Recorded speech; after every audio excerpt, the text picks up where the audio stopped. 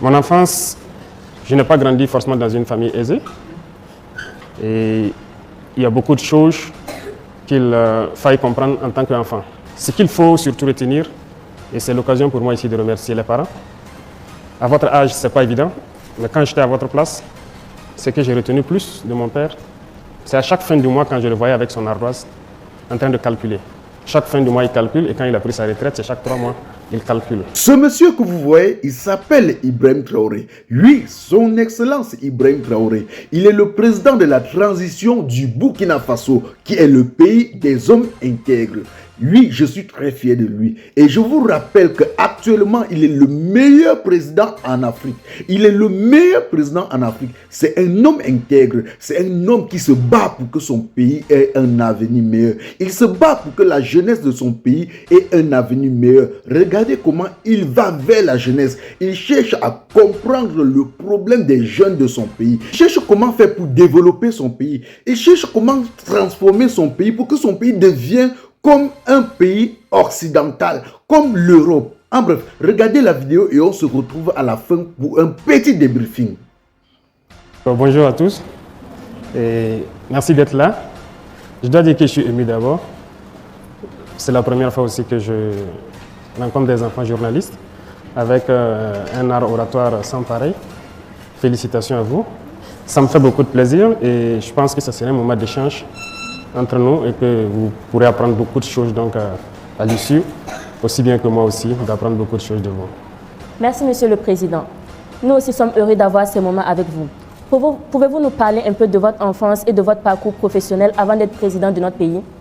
Je suis né dans un village qu'on appelle Kera, qui se situe dans la boucle de Mourou, où donc j'ai passé une partie de mon enfance, mais surtout une grande partie à Bondoupi, qui est à 15 km de Kera environ. Mon enfance, je n'ai pas grandi forcément dans une famille aisée.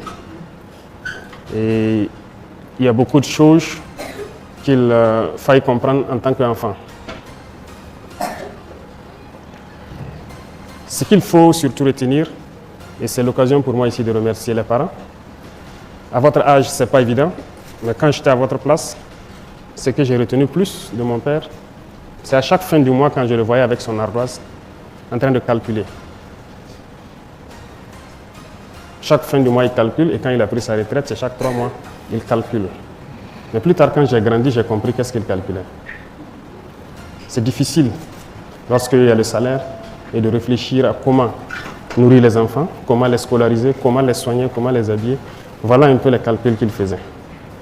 Donc c'est pour vous dire que les parents, ils se soucient beaucoup de nous, ils se battent pour nous et vous ne pouvez pas imaginer combien.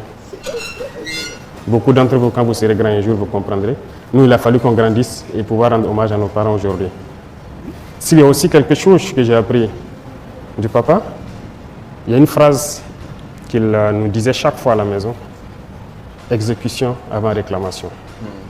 Parce qu'il fut militaire aussi, avant de devenir plus tard infirmier.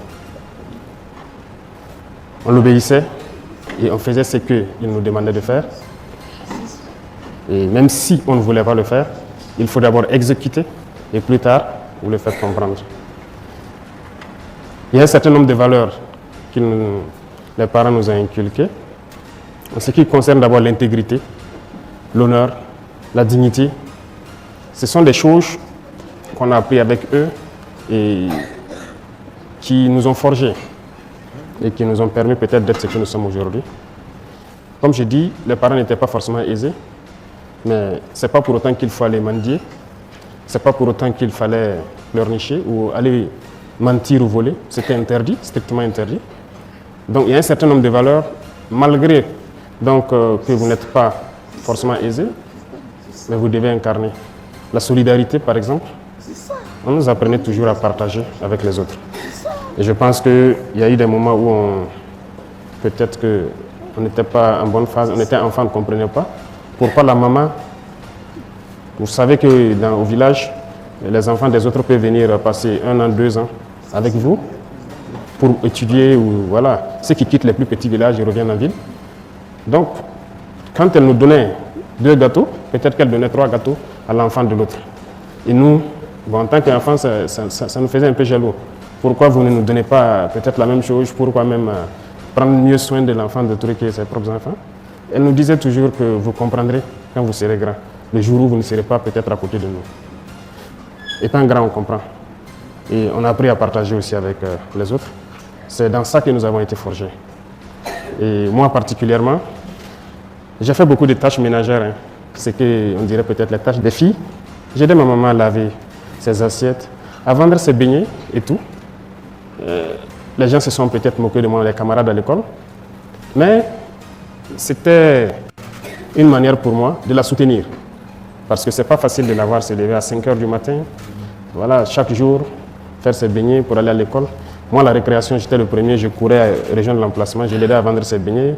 Les camarades peuvent se moquer et tout, mais voilà, je l'aidais comme je pouvais. Donc c'est un peu ce qui a marqué la toute petite enfance. Je me suis retrouvé à 14 ans libre. Quand j'ai dit libre, je me suis retrouvé tout seul à Bobo, libre de faire ce que je veux. Mais on n'est pas enfant par l'âge, c'est dans la tête. Et à partir de ce moment, j'ai compris qu'il fallait prendre sa vie au sérieux. Parce que quand je dis libre, à 14 ans, vous êtes libre de faire ce que vous voulez. Vous avez le choix d'être paresseux, de ne plus travailler, de ne plus aller à l'école, mais aussi de continuer à poursuivre.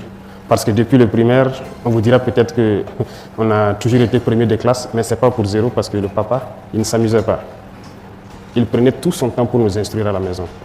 Et les week-ends, lorsque tu donnes un problème ou des opérations ou une dictée et que tu n'as pas réussi, tu ne manges pas le petit déjeuner. Voilà un peu comment ça se passait. Mais ça nous a forgés et ça fait de nous aujourd'hui les hommes que nous sommes.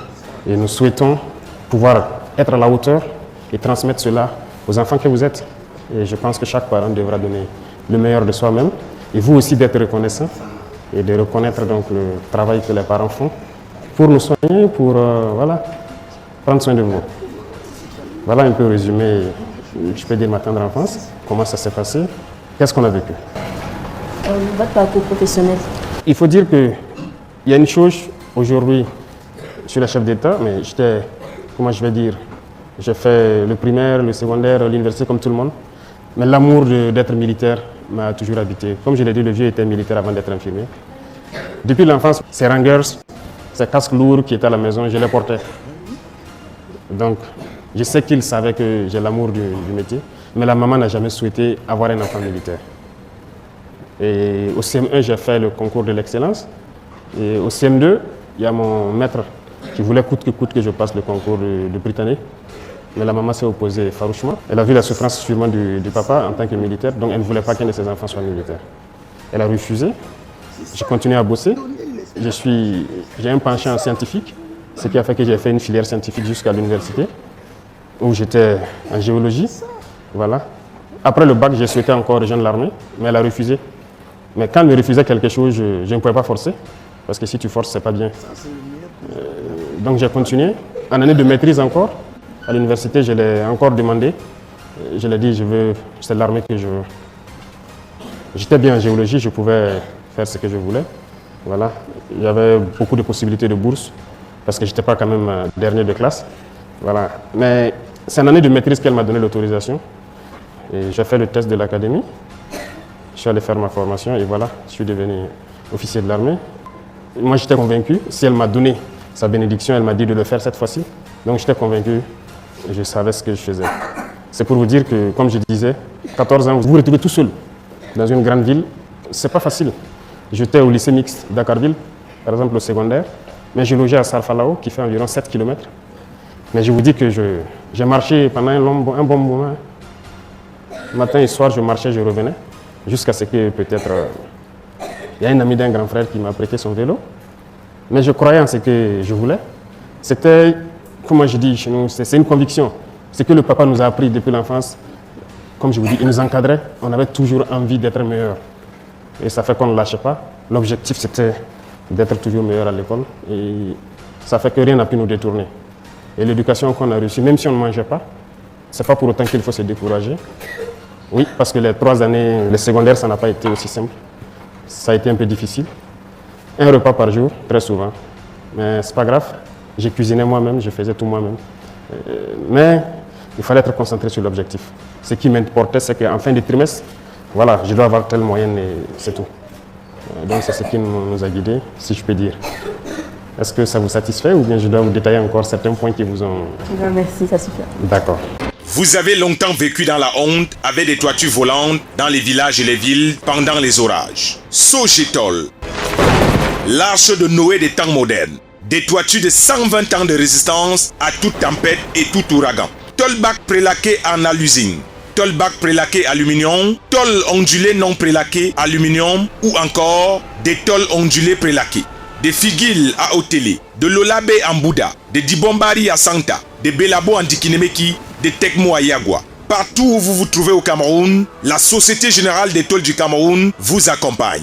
Vivez désormais dans des belles maisons qui peuvent durer jusqu'à la 10e génération. Avec Sogetol, situé à 2 chevaux, en face GP Musique. Sogetol. Vous êtes à l'abri des intempéries. Chers fans, j'espère que vous avez bien regardé cette vidéo de l'entretien de son Excellence Ibrahim Traoré avec les jeunes journalistes burkinabés, avec les jeunes journalistes de son pays. Normalement, c'est comme ça qu'un président, qu'un bon président doit se comporter. Aller vers les jeunes de son pays, aller vers le peuple. Causer, dialoguer avec son peuple, dialoguer avec les jeunes de son pays. Et c'est comme ça qu'on peut améliorer les choses dans nos pays. C'est comme ça qu'un président doit se comporter. Et je tiens à le féliciter vraiment. Tous mes respects, son Excellence Ibrahim Traoré. Vous voyez un président qui se lève pour aller vers les jeunes de son pays. Il prend le temps de leur expliquer son parcours, dans son enfance, le parcours scolaire, tout son parcours avant qu'il ne devienne président. Ce qu'il vient de faire là, on appelle ça la motivation. Il est allé motiver les jeunes de son pays. Il est allé motiver ces jeunes journalistes à travers son parcours, à travers son message. Et nous avons besoin des présidents comme lui en Afrique. Oui, nous avons besoin des présidents comme lui en Afrique. Un président qui doit être proche du bas peuple. Un président qui doit être proche des jeunes de son pays. Nous avons besoin des présidents comme lui. Oh, j'ai vraiment aimé sa sortie. Tous mes respects, mon président. Tous mes respects, monsieur Ibrahim Traoré. Tous mes respects, son excellence. C'était votre humble serviteur, répliquant Mano Sabi, l'enfant béni de Dieu. Connaissez, ça chauffe pas. Partagez la vidéo au maximum. Abonnez-vous massivement sur ma page Facebook et ma chaîne YouTube pour ne pas rater mes prochaines vidéos. Rendez-vous pour une nouvelle vidéo si prête à dire. On s'appelle. Je tiens encore à te rappeler que tu n'es pas obligé de venir commenter mon direct. Je tiens aussi à vous rappeler qu'aujourd'hui tout le monde veut être star. Même Samuel Eto'o fait le direct. Petit pays fait le direct. Longueur fait le direct. Flo de Lille fait le direct. La reine Galoise fait le direct. Même ma grand-mère fait le direct. Fait le direct. Fait le direct. Filmez-vous, filmez-vous. Un mot de selfie là, ça sort du ghetto. Appelez-moi tout simplement le répliquant Mano Sabi. Ne confondez pas le virtuel à la vie réelle.